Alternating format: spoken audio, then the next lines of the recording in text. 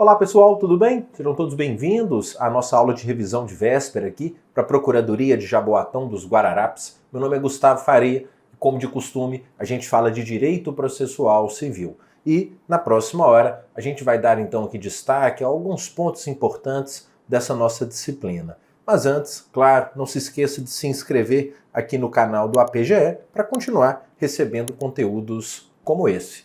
Então, sem mais delongas, vamos introduzir aqui a nossa aula de revisão, pessoal, com algumas alterações legislativas recentes e que, por mais que seja óbvio falar, é sempre importante a gente passar aqui por uma análise rápida de algumas leis, especialmente aqui em 2024, que alteraram o nosso CPC. Começando pela Lei 14.833, que, no começo do ano, alterou o artigo 499 do CPC. Muitos nem estão se lembrando dessa alteração. Veja bem, pessoal, esse dispositivo, o artigo 499, ele está lá no capítulo das obrigações de fazer, não fazer e entregar. E ele diz, no caput, que a obrigação de fazer, não fazer ou entregar, ela pode ser convertida em perdas e danos. Isso em duas hipóteses. Primeira, e é a que me interessa, se o autor requerer, ou, se impossível, a tutela específica ou a obtenção de tutela por um resultado prático equivalente. Veja, segundo o CPC, nessa redação do artigo 499, percebo, se o autor fizer um requerimento, é possível então que a obrigação de fazer, não fazer ou entregar se converta em pecúnia. É como lembra a doutrina, pode o credor, portanto, optar pela conversão da obrigação em prestação pecuniária, mesmo que ainda seja possível o cumprimento na forma específica.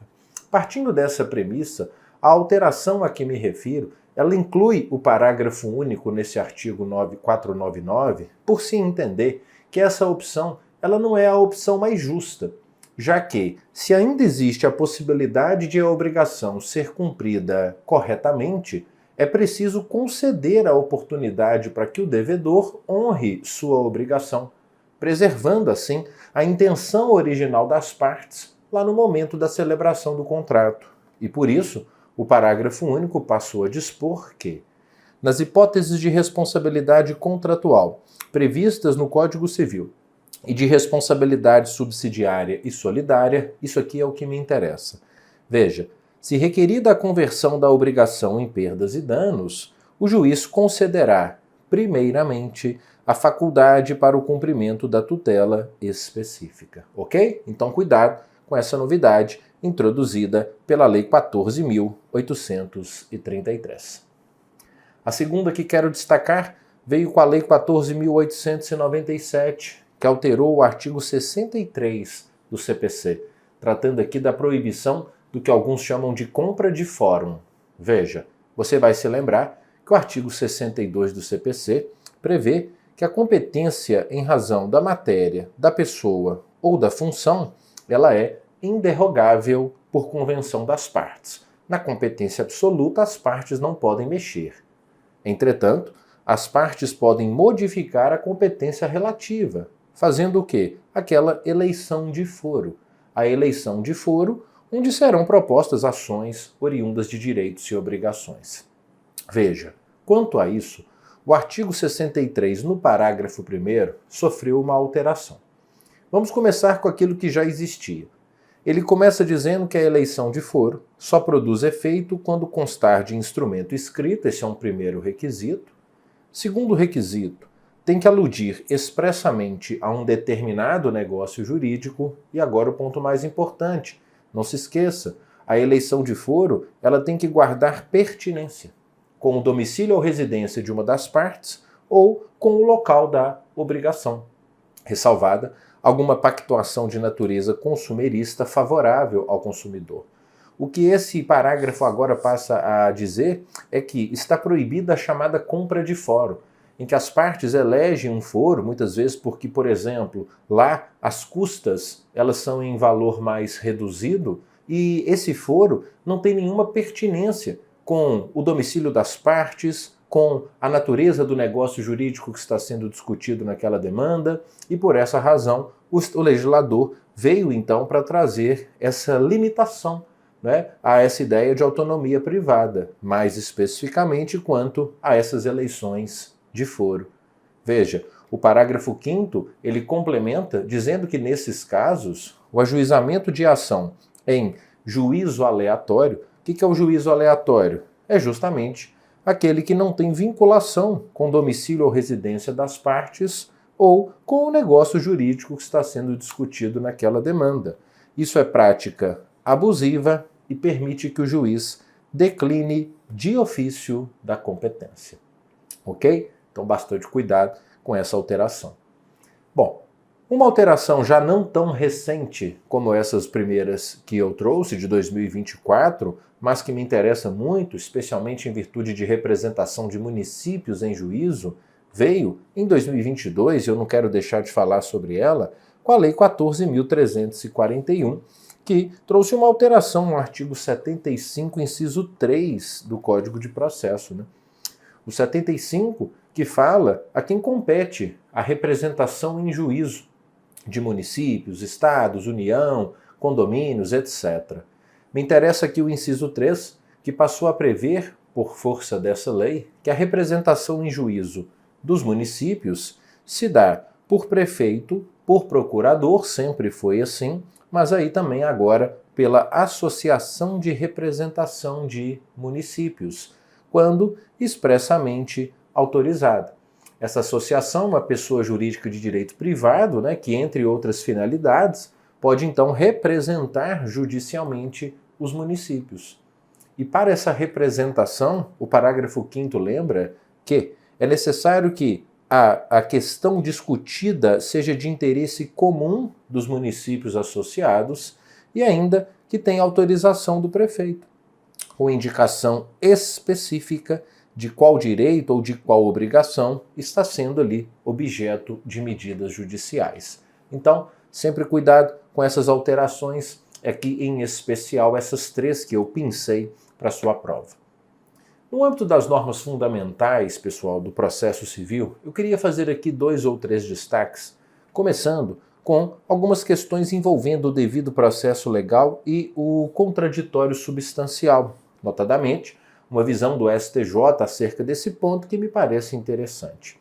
Claro que você sabe que o princípio do contraditório ele está presente aqui numa norma de dupla positivação, que é o artigo 5º, inciso 55 da Constituição, e o artigo 7º do Código de Processo Civil, na parte final. Mas percebam, o Código de Processo Civil, nessa parte final do artigo 7º, ele fala na necessidade de o juiz zelar pelo efetivo contraditório.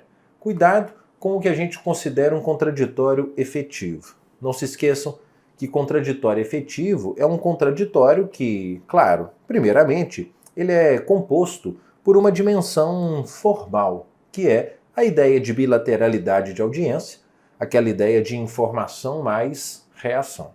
Entretanto, para que o contraditório seja efetivo, é necessário também que ele se componha por uma dimensão ou uma acepção, como alguns dizem, substancial.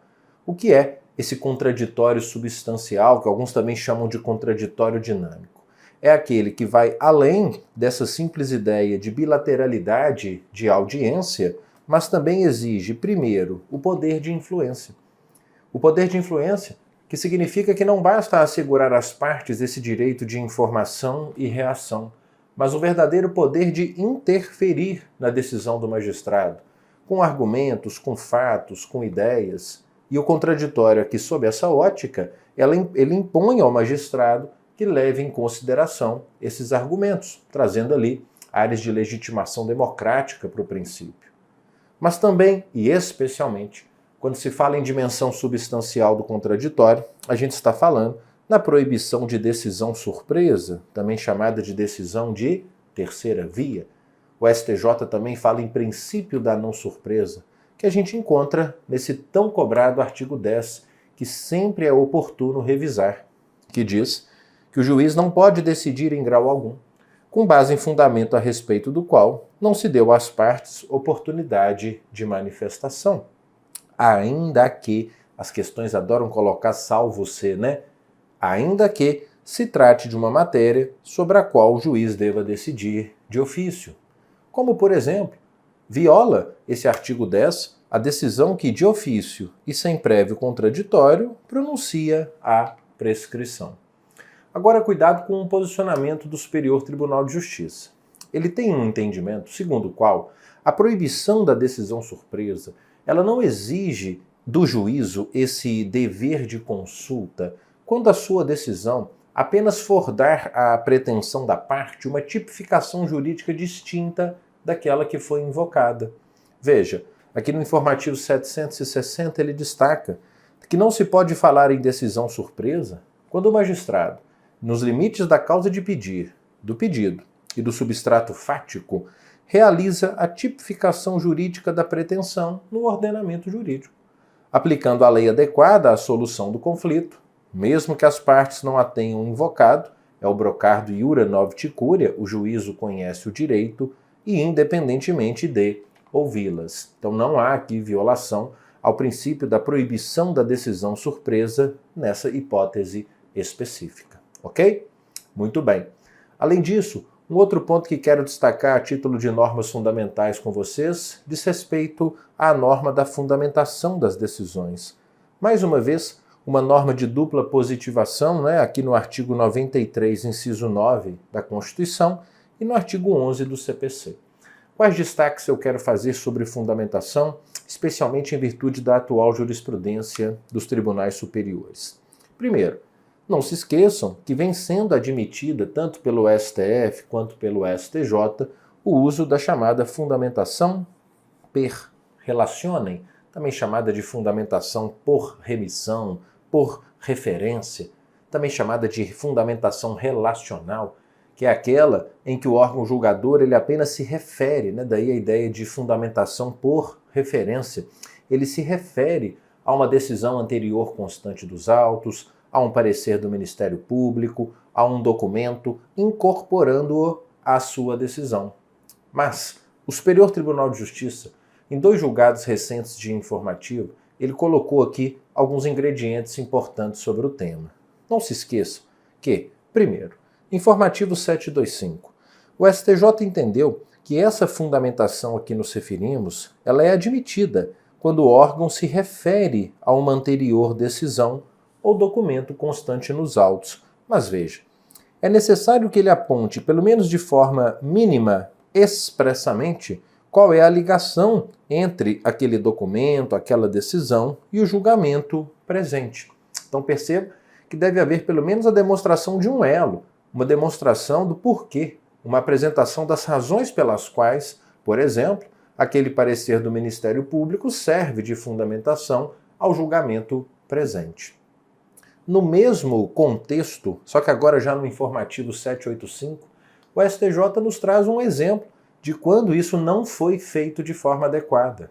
Veja, ele destaca que, sob pena de nulidade, a utilização dessa espécie de fundamentação, ela demanda, mesmo que concisamente, acréscimos de fundamentação pelo magistrado ou exposição das premissas fáticas que formaram sua convicção. Veja o que aconteceu no caso concreto e o STJ entendeu que a decisão era nula por esse motivo. O MP solicitou a quebra de sigilo bancário do investigado. O juiz deferiu, mas ele se restringiu aos seguintes termos: defiro integralmente os pedidos formulados pelo MP nos termos da fundamentação apresentada. Ele entendeu que, nesse caso, não foram respeitados esses parâmetros que ele vem estabelecendo para o uso da fundamentação per relationem. E um outro ponto importante sobre a fundamentação, sempre bom revisitar o nosso artigo 489, parágrafo 1º, e, claro, questões atinentes à jurisprudência do STJ que se relacionam a esse tema. Muitos vão se lembrar que não se considera fundamentada qualquer decisão, seja interlocutória, seja sentença, seja acórdão, que em algumas hipóteses vamos apresentar. A primeira delas é quando ela se limitar à indicação, reprodução ou paráfrase de ato normativo, sem explicar sua relação com a causa ou com a questão decidida. Então não é fundamentada a decisão que apenas parafraseia, indica, reproduz um dispositivo de lei. Mais importante ainda é o inciso 2, que diz que não se considera fundamentada a decisão que empregar conceitos jurídicos indeterminados, sem que se explique o motivo concreto de sua incidência. Conceitos jurídicos indeterminados são aqueles cujo conteúdo e extensão são, em larga medida, incertos, né? Como, por exemplo, bem comum, interesse público, preço vil. Nesses casos, é importante lembrar que cumpre ao juiz uma dupla necessidade. Primeiro, uma necessidade interpretativa, né? É preciso que ele explique o que ele entende por aquele conceito. Mas também uma necessidade argumentativa de apresentar qual é a relação daquele conceito com o caso concreto, né? O motivo concreto de sua incidência no caso. E mais, com uma interdisciplinariedade aqui com o direito civil, mais especificamente a LINDB, né? Que não é nem direito civil, mas a Lei de Introdução às Normas de Direito Brasileiro, vale sempre lembrar que o artigo 20, por uma alteração recente da LINDB, destaca, nesse contexto, que, nas esferas administrativa controladora, mas me interessa aqui a judicial, não se decidirá com base em valores jurídicos abstratos, sem que sejam consideradas as consequências práticas da decisão. Veja só, pessoal, essa norma ela traz uma condição para o proferimento de decisões em que o magistrado pretende aplicar esses valores jurídicos abstratos, esses princípios normativos menos densificados, como moralidade, bem comum, dignidade da pessoa humana, impessoalidade, etc. E que condição é essa? É a condição de se considerar as consequências práticas da decisão que será tomada. Não só para as partes, né, mas para a comunidade como um todo. É o chamado consequencialismo jurídico. Veja, o consequencialismo, que é esse exercício prognóstico que deve ser realizado pelo magistrado quanto às consequências da sua decisão no mundo sensível. Não só com relação às partes, mas à sociedade como um todo. Ou seja, no uso desses conceitos jurídicos indeterminados, desses valores jurídicos abstratos, é preciso que o magistrado faça um juízo preditivo, uma estimativa das consequências práticas que a sua decisão pode ter, pode gerar para a coletividade. Não só sob o aspecto jurídico, mas também pelo aspecto econômico, o aspecto social, o aspecto político. Então, eu sempre gosto de estabelecer essa relação do inciso 2 com a questão do consequencialismo jurídico. Mas veja, também não é fundamentada a decisão que invoca motivos que se prestariam a justificar qualquer outra decisão, aquela chamada decisão padrão, né? Decisão tipo, em que o juiz, por exemplo, rejeita os embargos de declaração sob a alegação de inexistentes omissão, obscuridade, contradição ou erro material. Essa é uma decisão cujos motivos se prestariam a justificar qualquer outra. Cuidado, também não é fundamentada a decisão, cuidado com essa, que não enfrentar todos os argumentos deduzidos pelas partes e que sejam capazes de, em tese, infirmar a conclusão do magistrado. Veja, bastante cuidado. Quando a gente fala dessa necessidade de enfrentar todos os argumentos, é importante destacar que a jurisprudência dos tribunais superiores, de certa forma, ela mitiga o rigor dessa norma ao estabelecer, por exemplo, no Supremo Tribunal Federal, uma ideia segundo a qual o órgão julgador não está obrigado a rebater pormenorizadamente todos os argumentos apresentados pela parte, bastando que motive o julgado com as razões que entendeu suficientes à formação do seu convencimento. Bastando, portanto, uma fundamentação suficiente, né, e não uma fundamentação exauriente que enfrente todo e qualquer argumento, rebata todas as questões e os argumentos trazidos pelas partes. Então, de certa forma, resta arrefecido, né, aqui o rigor desse inciso 4. E os incisos 5 e 6, eles são as duas faces de uma mesma moeda. É uma análise da fundamentação das decisões à luz do sistema de precedentes. O inciso 5, que muitos conhecem, diz que não é fundamentada a decisão que se limita a invocar um precedente uma súmula sem identificar sua ratio decidendi, que são os fundamentos determinantes, né? O núcleo da decisão, a tese que foi fixada, nem demonstrar que o caso sob julgamento se ajusta a essa ratio.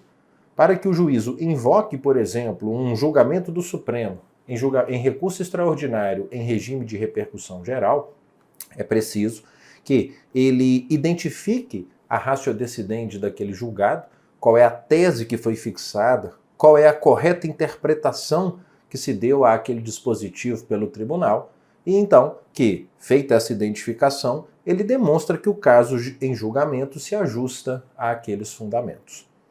E o outro lado da moeda, que é o inciso 6. Não pode o magistrado deixar de seguir uma súmula, uma jurisprudência ou um precedente que foi invocado agora pela parte, sem, das duas uma, demonstrar a existência de distinção, a chamada distinguishing, né? Ou demonstrar que já houve superação daquele entendimento, o chamado overruling. Então, para que o magistrado deixe de seguir, por exemplo, um precedente vinculante invocado pela parte, das duas uma. Ou ele demonstra a existência de uma distinção no caso concreto, ou que aquele precedente já está superado. Cuidado! 2 julgados de informativos do STJ acerca desse inciso 6. O primeiro, informativo 679, dizendo que esse artigo somente se aplica a súmulas ou precedentes vinculantes, e não a qualquer súmula ou precedente que tenha sido suscitado pela parte de caráter apenas persuasivo, por exemplo, um acórdão de um tribunal de segundo grau distinto daquele a que o julgador está vinculado.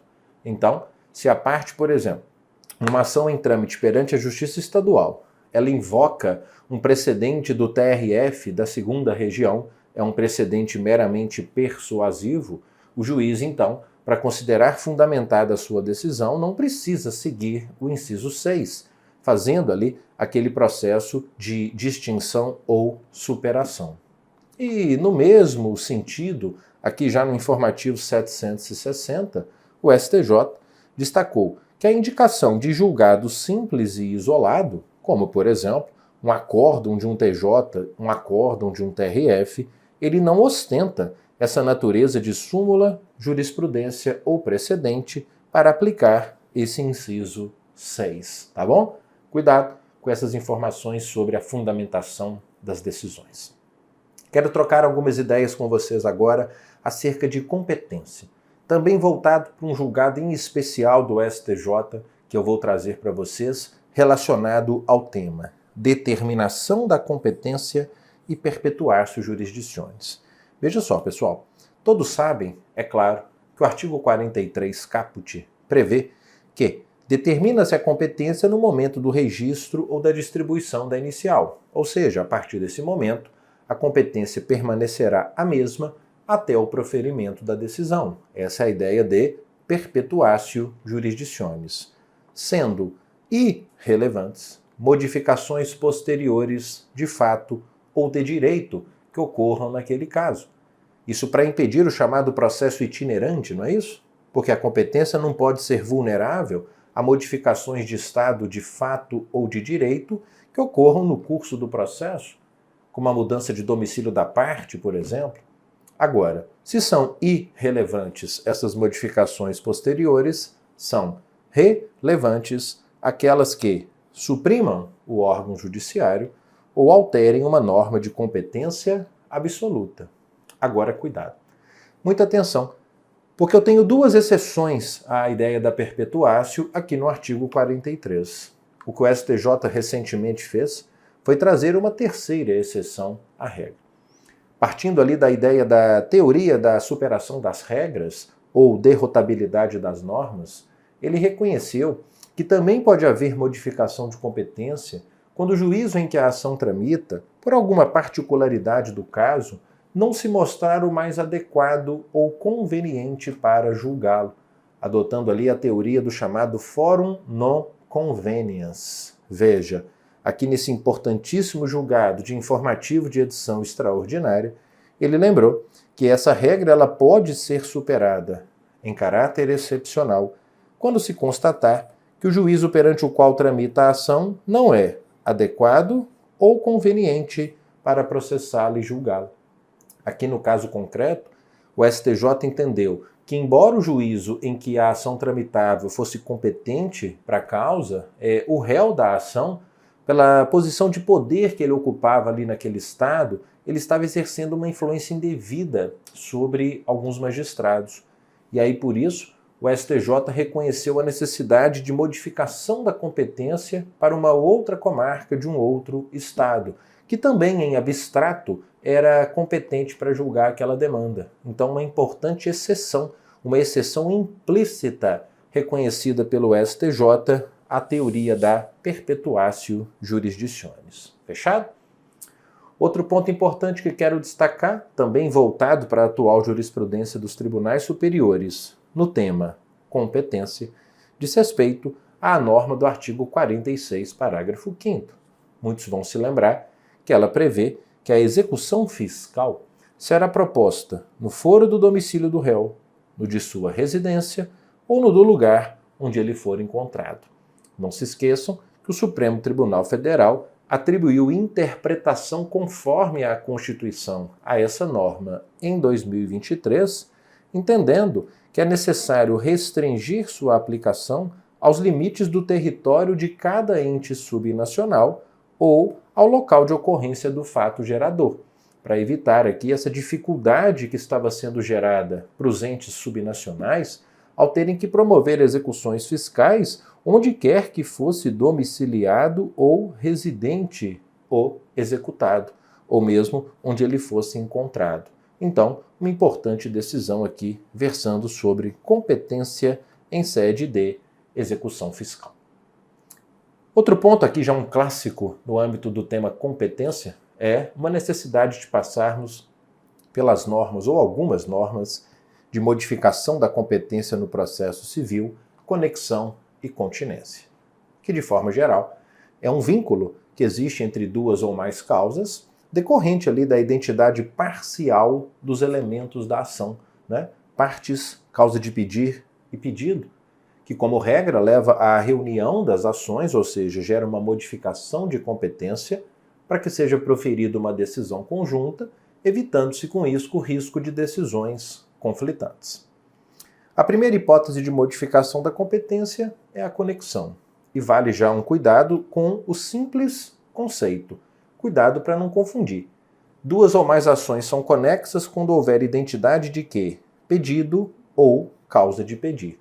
Então não troque esse ou por e, não troque pedido ou causa de pedir por partes. A identidade é de pedido ou de causa de pedir. Por exemplo, o autor pede numa ação uma multa pelo descumprimento de uma cláusula contratual e o réu dessa ação propõe uma ação e, na qualidade de autor, com base naquele mesmo contrato, faz o mesmo pedido, qual seja o do valor daquela multa, mas pelo descumprimento de uma outra cláusula contratual. Você tem ali ações conexas por identidade de pedido. Ou, pensando em conexão por identidade de causa de pedir, imagine comigo uma ação de cobrança de aluguéis proposta pelo locador e, por outro lado, uma ação de consignação em pagamento dos valores que aquele inquilino que entende serem devidos em desfavor do locador. Você tem ali ações conexas por identidade de causa de pedir. Lembrar que nessas hipóteses, como regra, as ações serão reunidas de ofício ou a requerimento perante o juízo prevento. Entendido como tal, nos termos do artigo 59, aquele em que houve o primeiro registro ou distribuição da petição inicial. Duas observações sobre essa reunião das ações. Primeira, nos termos da súmula 235 do STJ, e hoje, nos termos do próprio artigo 55, parágrafo 1º do CPC, não há reunião se um dos processos já foi julgado. E segunda observação, para que haja essa reunião, é necessário que o juízo prevento, aquele que então atrai as outras causas, tenha competência absoluta para receber e julgar aquela causa conexa. Tá ok? Justamente por isso, veja, aqui nesse julgado, o STJ reconheceu como inviável a reunião de ações, mesmo que sejam conexas, que tramitam uma no juízo estadual e outra no juízo federal. Por quê? Porque a competência absoluta da Justiça Federal não vai permitir essa modificação por conexão, ok? Bom, e só para fechar as ideias de conexão, não se esqueça ainda dessa importante possibilidade trazida pelo CPC de reunião de ações, mesmo que não haja conexão entre elas. Quando, nos termos do parágrafo 3º do artigo 55, quando houver risco de prolação de decisões conflitantes ou contraditórias, é possível que haja reunião de ações, mesmo que não haja propriamente uma conexão entre elas, mesmo que não haja identidade de pedido ou de causa de pedir. E claro, façam sempre o confronto aqui da conexão com a continência, que, pelo simples conceito, já se mostra perigoso para confundir com o de conexão. Por quê? No conceito de continência, eu tenho identidade de partes e causa de pedir, mas o pedido de uma, por ser mais amplo, abrangendo o das outras causas. Gosto sempre de lembrar aqui, aquela ideia matemática. A contém B, B está contido em A. Nós temos, por exemplo, uma ação A em que a parte pede a cobrança de todas as prestações de um determinado contrato. Na ação B, pede-se, por outro lado, o pagamento de algumas dessas prestações. Você tem, em casos assim, uma ação continente, que é a com pedido mais amplo, que abrange a ação do pedido contido, que tem esse pedido mais restrito. Então, nesses casos, o que teremos como consequência em virtude da continência? Depende. Depende de qual foi proposta em primeiro lugar. Se primeiro foi proposta a ação continente e depois a ação contida, a consequência é a extinção da ação contida sem resolução de mérito. Agora, se é o oposto, se primeiro foi proposta a ação contida e depois a ação continente, você não vai extinguir a ação continente. Nesse caso, a consequência é a reunião das ações no juízo prevento. Tá ok? Então, cuidado com essas questões envolvendo conexão e continência. Outro ponto pelo qual eu gostaria de passar com vocês no contexto das intervenções de terceiros é uma análise aqui de alguns pontos acerca do IDPJ, o nosso incidente de desconsideração da personalidade jurídica. Veja só, pessoal, quando se pensa em desconsideração da PJ, o Instituto de Direito Material Civil, inicialmente, a gente precisa pensar em dois contextos distintos. O primeiro é o da desconsideração da personalidade jurídica propriamente dita, Essa hipótese de responsabilização patrimonial secundária, em que a gente tem aqui uma ação de um autor contra uma PJ, mas ele busca atingir o patrimônio dos sócios. Mas não se esqueçam também que o próprio CPC faz menção expressa à possibilidade da chamada desconsideração inversa da personalidade jurídica, que é quando aí a gente já tem uma ação contra alguém que é sócio de uma empresa e a parte ela busca atingir o patrimônio social, o patrimônio da pessoa jurídica. Muito comum, em especial para aquelas hipóteses em que o sócio ele se vale de uma pessoa jurídica para tentar desviar seus bens pessoais, buscando, por exemplo, fraudar uma meação. Veja, nesse sentido, há até um enunciado interessante aqui do Conselho da Justiça Federal, o enunciado 283, que diz que é cabível a desconsideração da PJ denominada inversa para alcançar bens de sócio que se valeu da pessoa jurídica para ocultar ou desviar bens pessoais, com prejuízo a terceiros. Ok? Então, cuidado com essa primeira reflexão. E veja, a desconsideração, como você sabe, a partir do Código 2015, ela tem que ser precedida de contraditório, mediante a citação desse terceiro, o sócio ou a pessoa jurídica, que poderá ser atingido pela desconsideração. E cuidado, essa citação, esse estabelecimento do contraditório é necessário mesmo que se trate de uma empresa do mesmo grupo econômico. Perceba, aqui no informativo 789, o STJ destaca que uma empresa do mesmo grupo econômico, ela só pode ter seus bens bloqueados se o IDPJ for devidamente instaurado, não sendo suficiente um mero redirecionamento da execução contra esse terceiro. Mas de uma pergunta: e se a decisão de desconsideração da personalidade jurídica, foi proferida e publicada na vigência do CPC de 73 e a parte ela foi intimada apenas na vigência do CPC 2015? Entendeu o STJ, aqui nesse julgado do informativo 718, que mesmo que a parte seja intimada na vigência do CPC anterior, é possível a desconsideração sem prévio contraditório se a decisão foi publicada na vigência da lei anterior. Ok? Bom, quando a gente pensa em desconsideração, vale lembrar que há duas formas, segundo o CPC, de se obter a desconsideração. A primeira é sem a instauração de um incidente, quando a desconsideração é requerida na própria petição inicial. Nesse caso, o requerimento é processado juntamente com o pedido principal, não havendo ali que se falar em suspensão do processo, até porque aquele que se quer atingir é réu. Agora, por outro lado, há a forma de obter a desconsideração pela instauração do IDPJ com suspensão do processo. E é sobre esse IDPJ que a gente pega uma reta final aqui com alguns pontos importantes.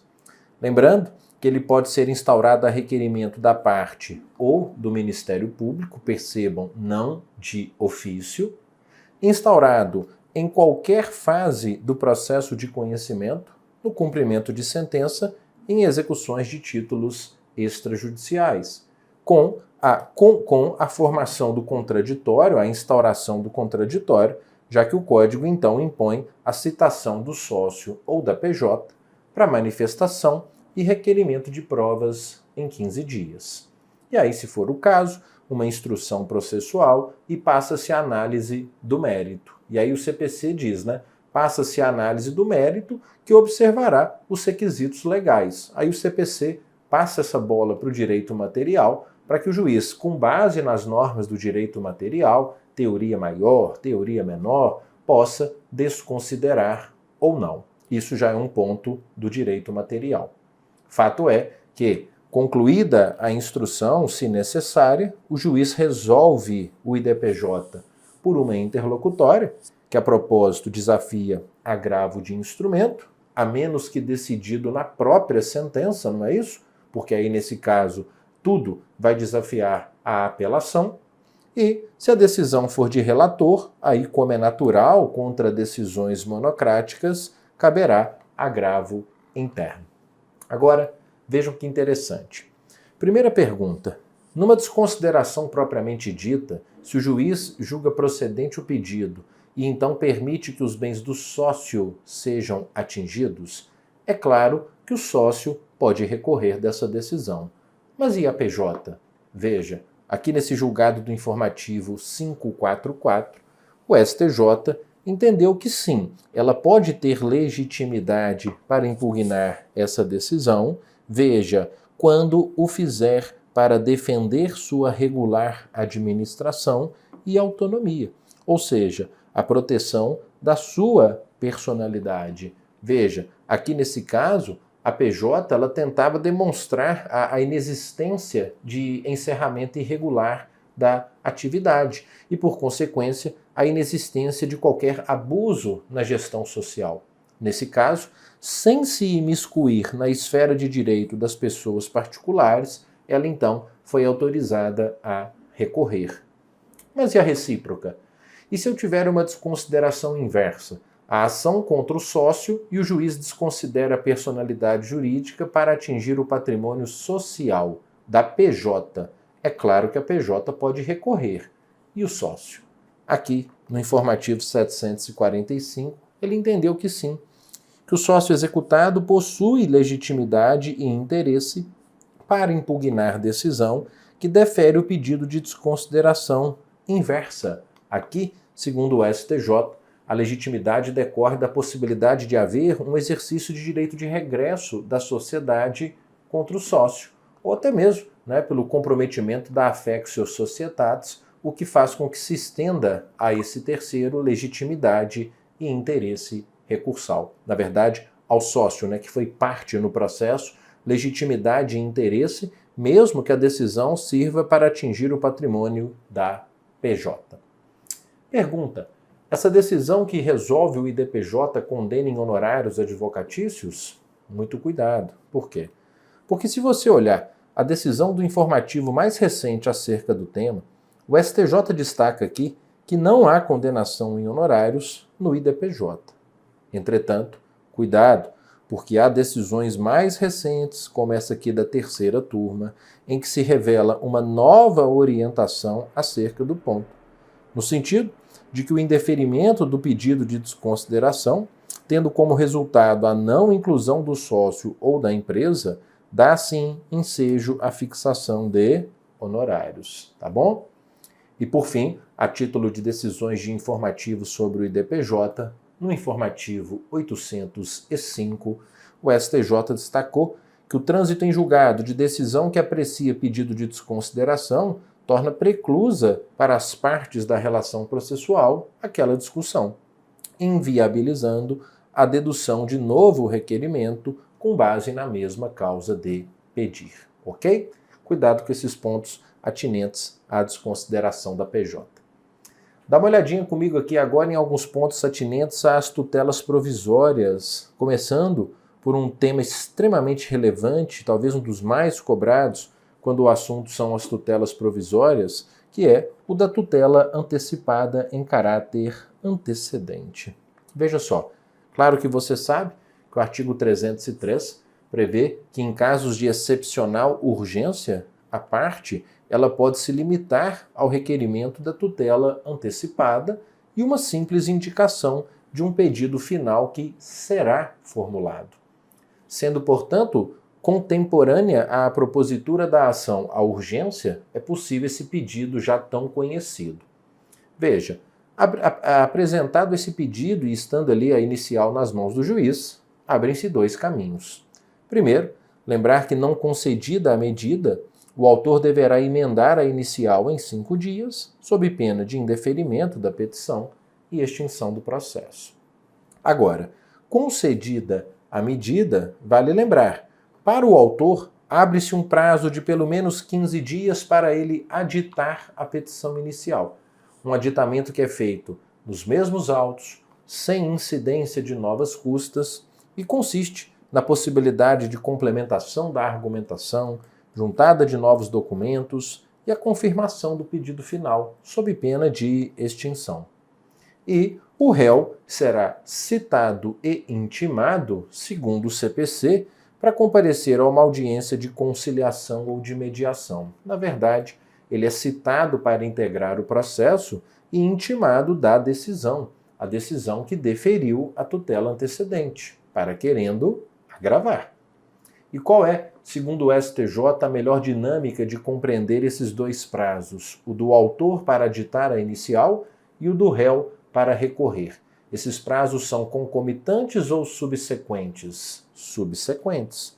Veja, há entendimento do STJ de que os prazos do réu para recorrer e do autor para aditar a inicial, eles não são concomitantes, mas subsequentes. E com toda razão, deve-se dar primeiro o prazo ao réu para recorrer, porque a gente sabe que se ele não recorrer, nós teremos a incidência do artigo 304, que diz que aquela decisão vai se tornar estável e o processo será extinto. Então não faz sentido dar oportunidade ao autor para aditar a inicial sem sequer saber se o réu vai recorrer, porque se o réu não recorrer, ocorrerá a estabilização da tutela antecipada antecedente e a extinção do processo. Não é isso? Essa estabilização que consiste no que alguns chamam de ultratividade dos efeitos da tutela antecipada. Veja, nunca confundir a estabilidade do 304 com coisa julgada. Não há coisa julgada porque não há aqui uma decisão de mérito de cognição exauriente, mas uma decisão de mérito de cognição sumária. Se não há coisa julgada, não cabe rescisória. Não cabe rescisória, mas cabe o quê? Cabe uma ação, né? Uma ação específica para rever, reformar ou invalidar essa decisão. Que, coincidentemente, pode ser proposta num prazo de 2 anos, só que esses 2 anos são contados da ciência da decisão que extinguiu o processo. E, diferentemente de uma rescisória, que é de competência originária dos tribunais, é prevento o juízo de primeiro grau em que a tutela antecipada foi concedida. Tá ok? Então, bastante cuidado com esses aspectos aqui da tutela antecipada em caráter antecedente. Bom, dito isso, quero falar aqui com vocês, para a gente pegar uma reta final aqui desse nosso caminho sobre o processo civil, um pouco sobre questões atinentes a cumprimento de sentença e execução contra a fazenda pública e reexame necessário. Veja, sobre reexame necessário, veja, o artigo 496 que vocês tão bem conhecem, e vale a pena uma revisão sobre ele, lembra que o reexame necessário é uma condição de eficácia da sentença que está presente em 2 hipóteses. A primeira delas é em sentenças proferidas contra a União, Estados, DF, mas também municípios, né, suas autarquias e fundações de direito público. Lembrando, portanto, que estão fora as empresas públicas e as sociedades de economia mista. E a segunda sentença é aquela que julga procedentes os embargos à execução fiscal, só a execução fiscal. Por quê?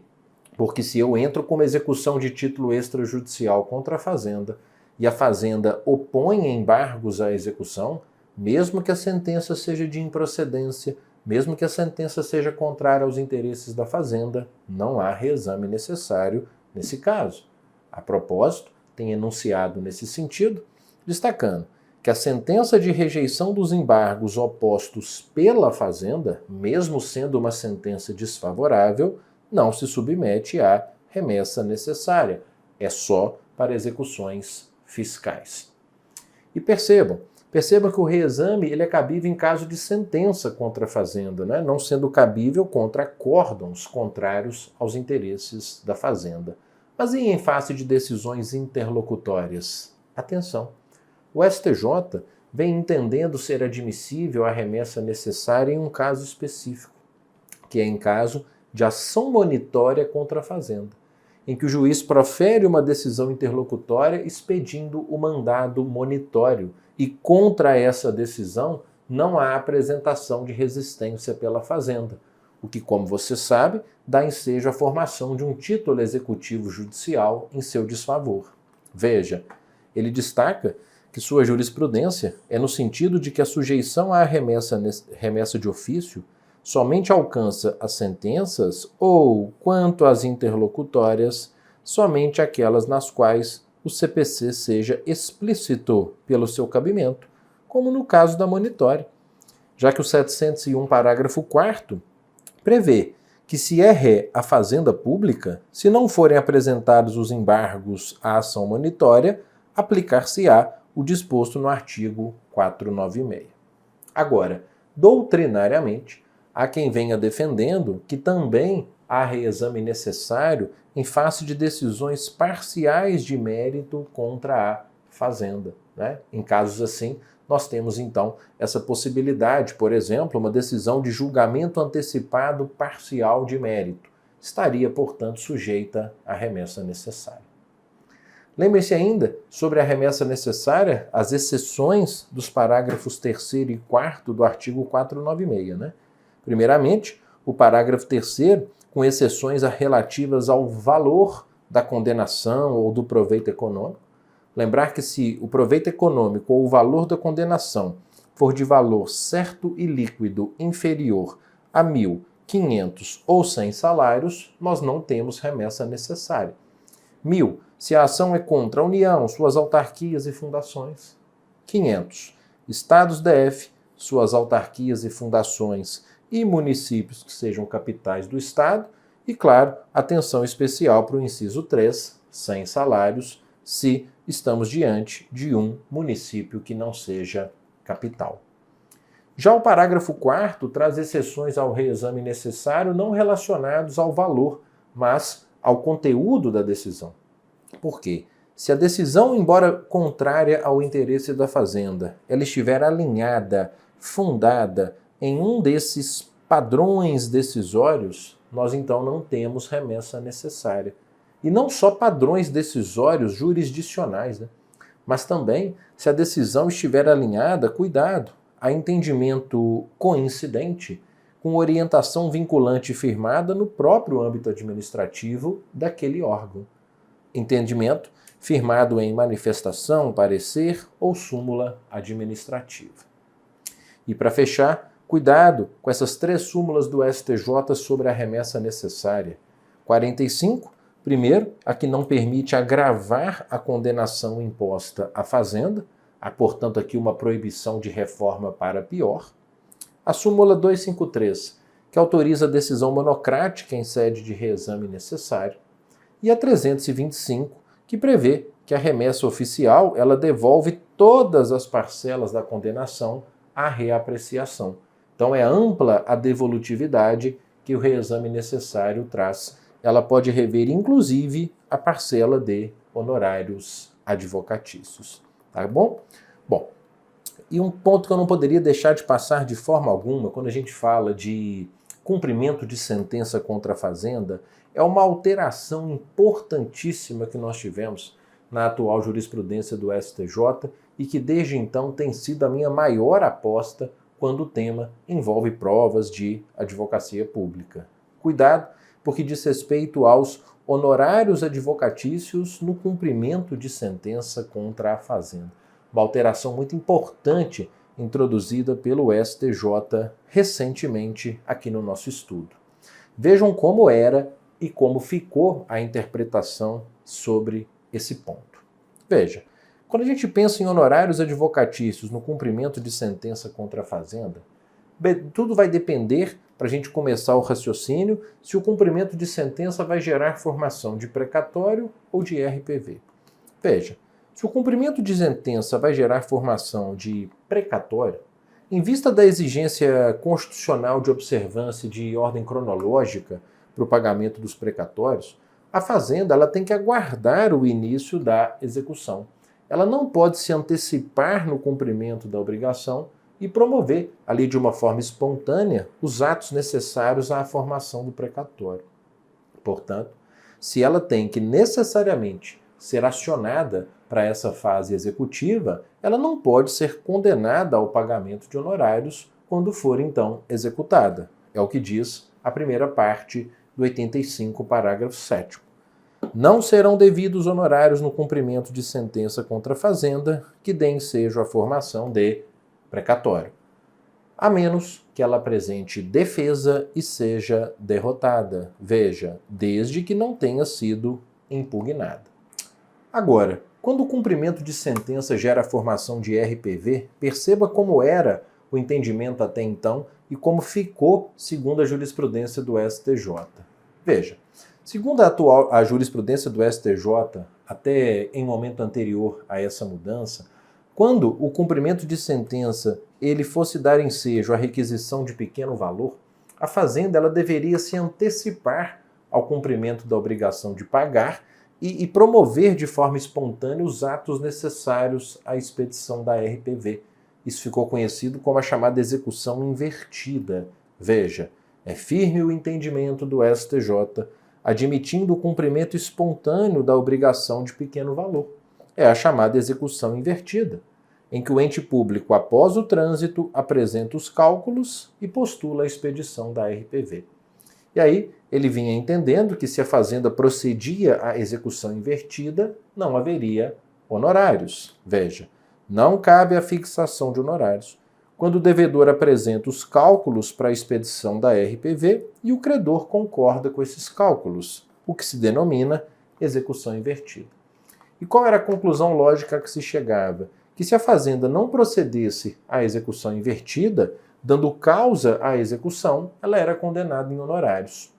Entretanto, o STJ, em julgamento de recurso repetitivo, aqui em 2024, entendeu agora que, na ausência de impugnação à execução, já não são devidos honorários sucumbenciais pela Fazenda, mesmo que o crédito esteja submetido ao pagamento por meio de RPV. Enfim, facilitou, porque agora então, como que fica o seu raciocínio para a prova? Se a fazenda ela for acionada, se ela for executada, independentemente de a execução dar ensejo a precatório ou RPV, ela não paga honorários nessa fase de cumprimento, a menos que ela apresente resistência, a menos que ela apresente impugnação ao cumprimento de sentença e seja derrotada, ok? Muito bem, pessoal, a gente chega ao fim aqui dessa nossa aula. Tentei trazer a maior quantidade possível de conteúdo, vejam, conteúdos verticalizados, para tentar te apresentar uma preparação aqui que seja adequada para esse seu objetivo. Espero muito que tenha sido útil e torço muito pelo seu sucesso, que essa sua empreitada seja aí de muito sucesso nessa sua prova para procurador de Jaboatão dos Guararapes e conte com minha torcida, com minhas melhores energias e deixo aqui o meu abraço. Até uma próxima oportunidade. Tchau.